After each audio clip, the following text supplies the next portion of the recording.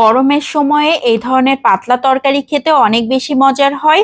আর যদি কাঁচা মরিচে রান্না করা হয় যেমন স্বাস্থ্যকর তেমনি মজার। তো প্রথমেই আমি একটা রান্নার প্যানে 3 টেবিল চামচের মতো সয়াবিন তেল দিয়ে দিয়েছি, পেঁয়াজ পেস্ট দিয়ে দিয়েছি 1 টেবিল চামচ, রসুন পেস্ট আধা চা চামচ, কাঁচা মরিচ পেস্ট দিয়ে দিয়েছি 1.5 টেবিল চামচ। মরিচটা বুঝে দিতে হবে যে যেমন পছন্দ করেন। আর দিয়ে দিয়েছি আধা চা চামচ করে লবণ, হলুদ, সামান্য একটু পানি দিয়ে দিলাম মশলাটাকে কষিয়ে নেবার জন্য। এখন খুব ভালো করে নেড়েচেড়ে মশলাটাকে কষিয়ে নিচ্ছি। এখন দিয়ে দিচ্ছি আধা কাপের মতো ছোট সাইজের চিংড়ি মাছ। চিংড়ি মাছটা দেবার পর খুব ভালো করে নেড়েচেড়ে এখন ঢাকনা দিয়ে ঢেকে 3-4 মিনিটের মতো জাল করে নিব। এরই মধ্যে চিংড়ি মাছটা খুব ভালো মতো কষানো হয়ে গিয়েছে, মশলাটাও কষানো হয়ে গিয়েছে। আমি আরো বেশ কিছুক্ষণ নেড়েচেড়ে মশলাটাকে একদম ভাজা ভাজা করে নিয়েছি।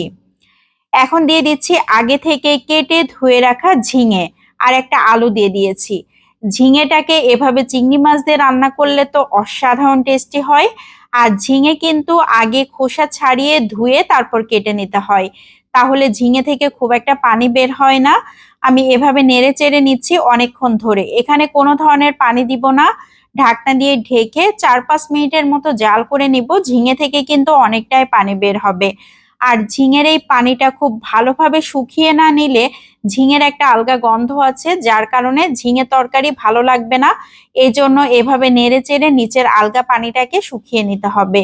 এরই মধ্যে খুব ভালো মতো কষানো হয়ে যাবে, ঝিঙেটা একদম নরম হয়ে আসবে, আবার নিচের পানিও শুকিয়ে যাবে। এখন দিয়ে দিচ্ছি আধা কাপের মতো পানি। খুব বেশি ঝোল রাখবো না, ঝিঙে রান্না করতে মাত্র আধা কাপ পানি লাগছে। আমি এভাবে নেড়ে চেড়ে এখন দিয়ে দিচ্ছি জিরা পেস্ট আধা চা চামচ। জিরা পেস্টটা এরকম শেষের দিকে দিলে খুবই সুন্দর একটা স্মেল আসে। এখন খুব ভালো করে নেড়ে চেড়ে আবারও মিশিয়ে নিচ্ছি। ঢাকনা দিয়ে ঢেকে রান্না করে নিব 4 থেকে 5 মিনিট। ঝিঙে তরকারিটা দেখেন কত সুন্দর হয়ে গিয়েছে। এই তরকারিতে ঝোল রাখলেও কিন্তু খেতে ভালো লাগে।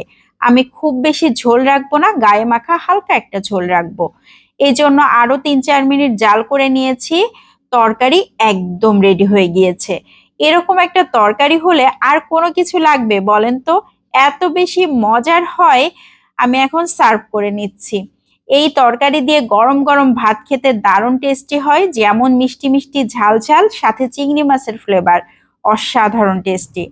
তো কেমন লাগলো সবাই লাইক ও কমেন্টের মাধ্যমে জানাতে পারেন। ভালো লাগলে বেশি বেশি করে শেয়ার করে দিবেন, অনেকেই দেখার সুযোগ পাবে। আজকের মতো এখান থেকেই বিদায় নিয়ে নিচ্ছি। সবাই ভালো থাকবেন, সুস্থ থাকবেন, আমাদের জন্য দোয়া করবেন। আবারও দেখা হবে পরবর্তী কোনো ভিডিওতে। আসসালামু আলাইকুম।